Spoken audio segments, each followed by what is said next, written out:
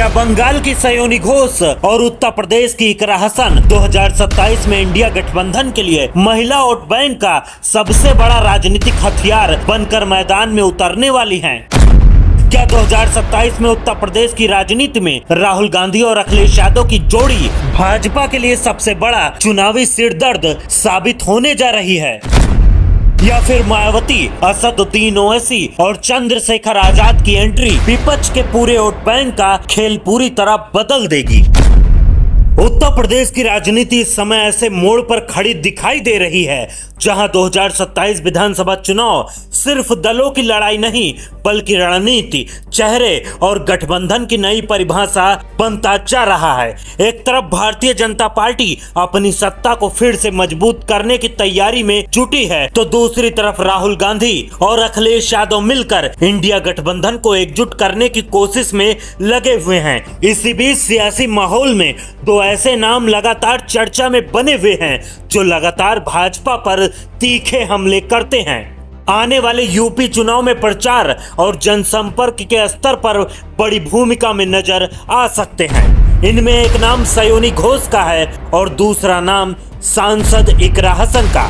जो अलग अलग राज्यों और अलग अलग राजनीतिक अनुभव के बावजूद विपक्षी राजनीति में नए चेहरों के रूप में उभरते दिखाई दे रहे हैं। अखिलेश यादव की राजनीति पिछले कुछ समय से केवल उत्तर प्रदेश तक सीमित नहीं रही, बल्कि उन्होंने विपक्षी दलों के साथ तालमेल बनाकर एक राष्ट्रीय स्तर की रणनीति तैयार करने की कोशिश की है। बंगाल में ममता बनर्जी के समर्थन में समाजवादी पार्टी की सक्रियता, बिहार में तेजस्वी यादव के समर्थन में प्रचार और दिल्ली में अरविंद केजरीवाल के लिए सहयोगी भूमिका ने यह साफ संकेत दिया है कि अखिलेश यादव अब सिर्फ क्षेत्रीय नेता नहीं बल्कि विपक्षी गठबंधन की बड़ी कड़ी बनते जा रहे हैं। इसी रणनीति के तहत अब यह संभावना तेज हो गई है कि 2027 उत्तर प्रदेश विधानसभा चुनाव में भी कई राज्यों के नेता और युवा चेहरे एक साथ प्रचार करते नजर आ सकते हैं, ताकि एक बड़ा विपक्षी माहौल बनाया जा सके। इसी राजनीतिक समीकरण में सयोनी घोष का नाम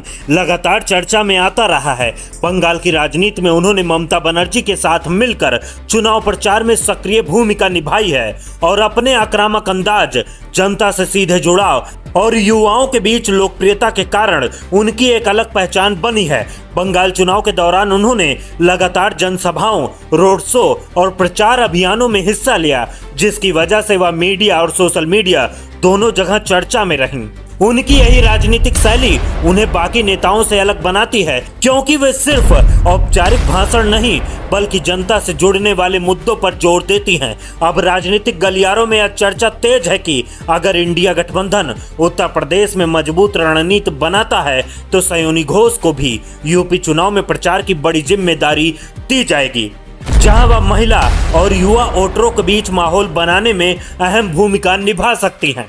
दूसरी तरफ इकरा हसन का नाम उत्तर प्रदेश की राजनीति में तेजी से उभरता हुआ चेहरा माना जा रहा है। पश्चिमी यूपी में उनकी सक्रियता, जनता के बीच लगातार संपर्क और राजनीतिक कार्यक्रमों में भागीदारी उन्हें एक अलग पहचान दी है। समाजवादी पार्टी के अंदर यह चर्चा लगातार चल रही है कि अखिलेश यादव अब युवा और नए चेहरों को आगे बढ़ाने की रणनीति पर काम कर रहे हैं, खासकर उन क्षेत्रों में जहां मुस्लिम और महिला वोट बैंक महत्वपूर्ण भूमिका निभाते हैं। इसी रणनीति के तहत इकरा हसन को कई राजनीतिक जिम्मेदारियां दी जा सकती हैं, जिससे वह आने वाले चुनाव में जनसभाओं और प्रचार अभियानों में सक्रिय भूमिका निभाते हुए नजर आ सकती हैं। इकरा हसन को लेकर यह भी कहा जा रहा है कि वह सिर्फ एक पारंपरिक नेता की तरह नहीं बल्कि जनता से सीधे जुड़ने वाली नेता के रूप में उभर रही हैं। उनके भाषणों में स्थानीय मुद्दों की झलक, युवाओं से जुड़ाव और महिलाओं की भागीदारी पर जोर देखने को मिलता है। यही वजह है कि समाजवादी पार्टी उन्हें एक ऐसे चेहरे के रूप में देख रही है जो मुस्लिम और महिला वोट बैंक को जोड़ने में मदद कर सकती है। खास बात यह है कि आजम खान के जेल में होने के बाद समाजवादी पार्टी को मुस्लिम राजनीति में नए चेहरे की तलाश है और इसी खाली जगह को भरने के लिए इकरा हसन, अफजाल अंसारी और नसीम सोलंकी जैसे नेताओं की भूमिका बढ़ाई जा रही है।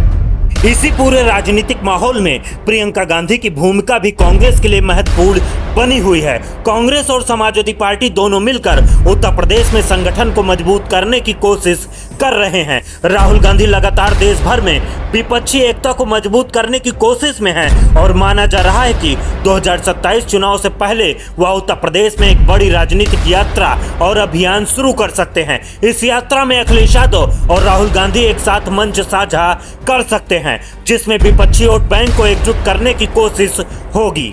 दूसरी तरफ मायावती, चंद्रशेखर आजाद और असदुद्दीन ओवैसी जैसे नेता भी इस चुनावी समीकरण में महत्वपूर्ण भूमिका निभाते हैं। मायावती का दलित वोट बैंक अभी भी मजबूत माना जाता है, जबकि चंद्रशेखर आजाद युवाओं और दलित समाज के बीच अपनी पकड़ बनाने की कोशिश कर रहे हैं। सबसे बड़ा राजनीतिक प्रभाव असदुद्दीन ओवैसी को लेकर देखा जा रहा है, क्योंकि अगर वह मुस्लिम बाहुल्य क्षेत्रों में उम्मीदवार उतारते हैं तो इसका सीधा असर समाजवादी पार्टी और कांग्रेस के वोट बैंक पर पड़ सकता है। इसी बीच समाजवादी पार्टी की रणनीति अब साफ तौर पर यह संकेत दे रही है कि वह सिर्फ पुराने समीकरणों पर निर्भर नहीं रहना चाहती, बल्कि नए चेहरों और नए प्रचार मॉडल के जरिए चुनाव लड़ने की तैयारी कर रही है। इसी वजह से सयोनी घोष और इकरा हसन जैसे नाम लगातार चर्चा में बने हुए हैं, जो अलग अलग राज्यों में अपनी राजनीतिक पहचान बना चुके हैं और अब उत्तर प्रदेश जैसे बड़े राजनीतिक मैदान में भी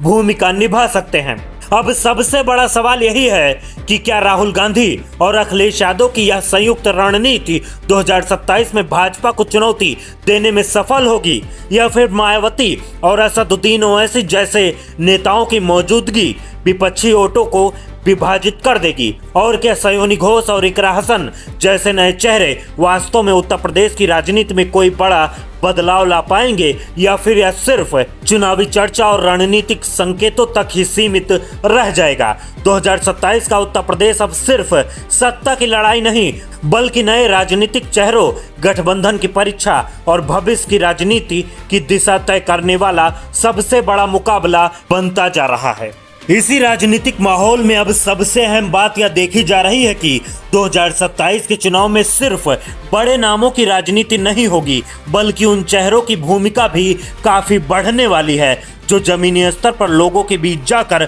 माहौल बना सकते हैं। अखिलेश यादव की रणनीति भी अब धीरे धीरे इसी दिशा में जाती दिखाई दे रही है कि अलग अलग क्षेत्रों में ऐसे प्रतिनिधियों को आगे लाया जाए जो जनता से सीधे जुड़ाव रखते हों और अलग अलग वर्गों के वोट बैंक को एक साथ जोड़ सके। इसी वजह से इकरा हसन का नाम लगातार संगठन के अंदर चर्चा में है, क्योंकि वह पश्चिमी उत्तर प्रदेश में सक्रिय हैं और उनके कार्यकर्ताओं में युवाओं और महिलाओं की भागीदारी लगातार देखने को मिलती है। इसी तरह सयोनी घोष का नाम भी राजनीतिक चर्चा में इसलिए बना हुआ है क्योंकि उन्होंने बंगाल की राजनीति में पहले ही यह साबित किया है कि वह बड़े जनसंपर्क अभियानों और आक्रामक प्रचार के जरिए जनता के बीच माहौल बनाने में सक्षम है। अब यह चर्चा तेज है कि अगर इंडिया गठबंधन उत्तर प्रदेश में पूरी ताकत के साथ चुनावी अभियान चलाता है तो ऐसे चेहरे भी मैदान में उतारे जा सकते हैं जो सीधे जनता के बीच जाकर वोट बैंक को प्रभावित कर सके।